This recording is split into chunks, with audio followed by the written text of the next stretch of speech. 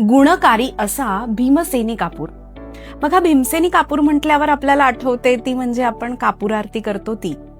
पण भीमसेनी कापूर हा खूप औषधी आहे. कधी जर तुमचं नाक चोंदलं असेल, श्वास घ्यायला त्रास होत असेल, तर त्यावेळी तुम्ही जर भीमसेनी कापूर रुमालात घेऊन हुंगलात तरी सुद्धा घट्ट झालेला कफ पातळ करायला हा भीमसेनी कापूर मदत करतो. कधी कधी खूप कफ होतो, म्हणजे सतत ठसका लागणं, खोकला येणं. मग अशा वेळेला तुळशीचं जे पान असतं ना, ते अत्यंत गुणकारी असतं. बघा, आपल्याला तीर्थ देताना कसं तुळशीचं पान आणि थोडासा कापूर आणि थोडंसं पाणी असं मिश्रण जर तुम्ही रात्री करून ठेवलं आणि सकाळी दररोज तुम्ही एखादं थेंब किंवा आपण म्हणतो ना एक पाव चमचा पाणी तुम्ही ते रोज घेतलं, तर बघा हळूहळू तुम्हाला ठसका लागणं, खोकला होणं हे सुद्धा कमी होतं.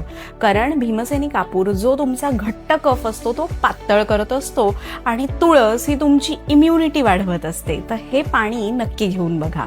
तिसरी महत्वाची गोष्ट म्हणजे भीमसेनी कापूर हा तुमच्या सांध्यांना आलेली सूज कमी करत असतो. तर त्याची थोडीशी पूड केलीत आणि खोबरेल तेलामध्ये, तिळाच्या तेलामध्ये मिक्स करून जिथे सूज आली आहे, गुडघा दुखतोय, तिथे तुम्ही लावलं तर तुम्हाला जाणवेल की ती वेदना पण कमी झाली आणि सूज पण कमी झाली आहे.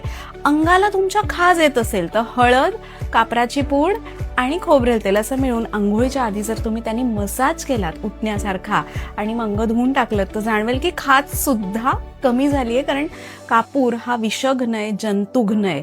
दात दुखत असेल तर दाताची जी दंतमंजनाची पावडर असते त्याच्यामध्ये कापूर मिश्रण करून दात घासलेत, हिरड्यांना मसाज केलात, तर तुमचं दात दुखणं सुद्धा त्यांनी कमी होतं.